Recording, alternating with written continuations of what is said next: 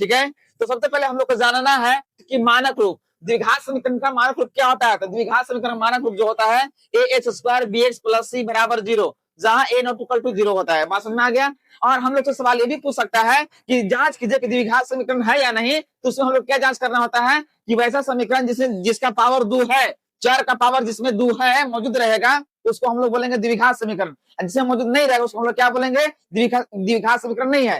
Power एक चर का 2 होना चाहिए, उससे बेसी नहीं होना चाहिए, ठीक है ना। मैक्सिमम पावर 2 ही होना चाहिए, समझ में आ गया। उससे कम होगा तो वो द्विघात नहीं होगा, उससे ज्यादा होगा तब वो द्विघात नहीं होगा। बात समझ में आ रहा है। चलिए हम लोग जानते हैं। तो हम लोग को इसमें एक टर्म आता है डी निकालने का, जिसको विविक्तर बोलते हैं। विविक्तर निकालने का जो फॉर्मूला होता है b² - 4ac होता है। b² - 4ac यहाँ से जो दिया हुआ समीकरण उसमें से a b और c छांट करके और हम लोग को d निकालते हैं, जिसमें b² - 4ac होता है, ठीक है ना। जी निकालने के बाद हम लोग ये पता करते हैं कि मूल की प्रकृति आखिर कैसे होती है, ठीक है ना। तो मूलों की प्रकृति जानने के लिए हम लोग को करना होता है डी निकालना होता है। यदि डी का मान जो है डी का मान 0 के बराबर आ गया, डी का मान किसके बराबर आ गया, 0 के बराबर आता है। डी का मान अगर 0 के बराबर आता है, ठीक है ना, तो उसमें क्या होगा, देखिए यहाँ पर दिया है क्या, अगर डी जो है, डी क्या है, अगर डी का मान 0 से बड़ा है, डी का मान 0 से बड़ा है, तो वहां जो है दो भिन्न मूल होंगे, अवास्तविक होंगे, मतलब असमान मूल होगा। कैसा होगा,